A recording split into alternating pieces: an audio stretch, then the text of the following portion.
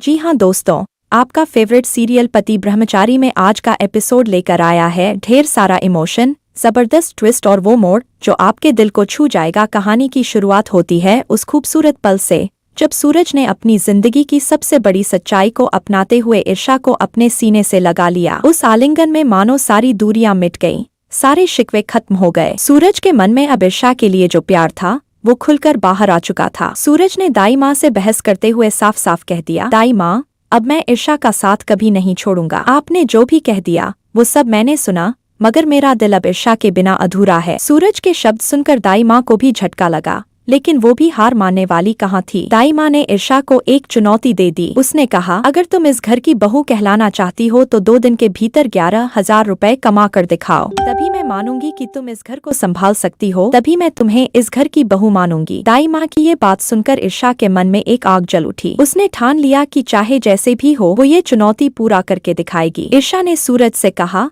सूरज जी, आपने मेरा साथ दिया उसके लिए धन्यवाद, लेकिन इस बार मुझे खुद अपने आप को साबित करना होगा। मैं आपके सहारे नहीं, अपने दम पर इस घर की बहू बनूंगी। इसके बाद ईर्षा अकेले निकल पड़ती है काम की तलाश में। दिन भर इधर उधर भटकने के बाद उसे एक नाटक कंपनी में छोटा सा काम मिल जाता है। वहाँ उसे मूर्ति बनकर स्टेज पर खड़ा रहने का काम दिया जाता है। तनख्वाह कम थी, लेकिन ईर्षा के लिए ये पैसा नहीं, उसके आत्मसम्मान की लड़ाई थी। वो पूरे दिल से अपने काम में जुट जाती है। दूसरी ओर सूरज ईर्षा को पूरे शहर में ढूंढता रहता है। वो परेशान हो उठता है, बार बार खुद से यही सवाल करता है, कहाँ चली गई है ईर्षा? क्या वो मुझसे नाराज हो गई? क्या मैंने कुछ गलत कह दिया? सूरज की तलाश उसे उसी नाटक कंपनी तक ले जाती है जहां ईर्षा स्टेज पर मूर्ति बनी खड़ी होती है। जब सूरज की नजर ईर्षा पर पड़ती है तो उसका दिल कांप उठता है, आंखों से आंसू बहने लगते हैं। ये लड़की, ये मेरे लिए, मेरे घर के लिए खुद को इस हालत में डाल रही है। सिर्फ इस घर की बहू बनने के लिए ये इतना कुछ झेल रही है। उसी पल सूरज को एहसास हो जाता है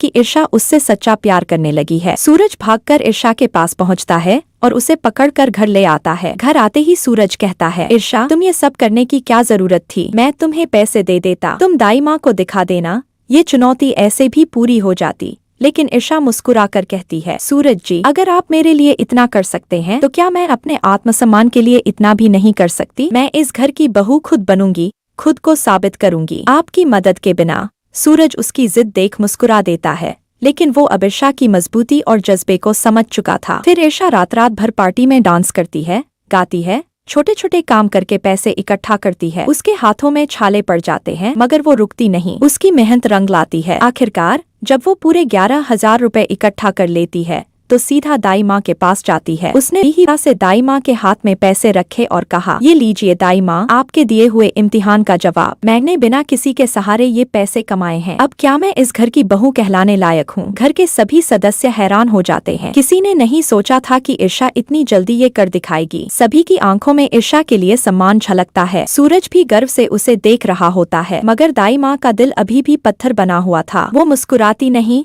बल्कि अंदर ही अंदर जलने लगती है। ये लड़की मेरी हर योजना को नाकाम कर रही है। इसे तो मैंने घर से निकालने का प्लान बनाया था, लेकिन ये तो जीतती चली जा रही है। वहीं दूसरी तरफ बिजली भी ईर्षा से जलने लगी थी। ये लड़की सूरज के दिल में जगह बना रही है, ये तो मुझे बर्बाद कर देगी। अब सवाल ये उठता है, क्या दाई माँ ईर्षा को इस घर की बहू के रूप में स्वीकार करेगी? क्या सूरज अब खुलकर ईर्षा को अपनी पत्नी मानेगा? क्या बिजली और दाई माँ की साजिशें अब भी इस रिश्ते को तोड़ पाएंगी? इसका जवाब जानने के लिए बने रहिए हमारे साथ, क्योंकि आगे की कहानी में आने वाले हैं ऐसे मोड़ जो आपके दिल को छू जाएंगे। तो दोस्तों, अगर आपको ये एपिसोड पसंद आया हो तो चैनल को सब्सक्राइब करना न भूलिएगा। वीडियो को लाइक कीजिए, अपनी राय हमें कमेंट में जरूर बताइए। मिलते हैं अगले धमाकेदार एपिसोड में, जहां सच, प्यार और परिवार के लिए जंग और भी तेज हो जाएगी। धन्यवाद।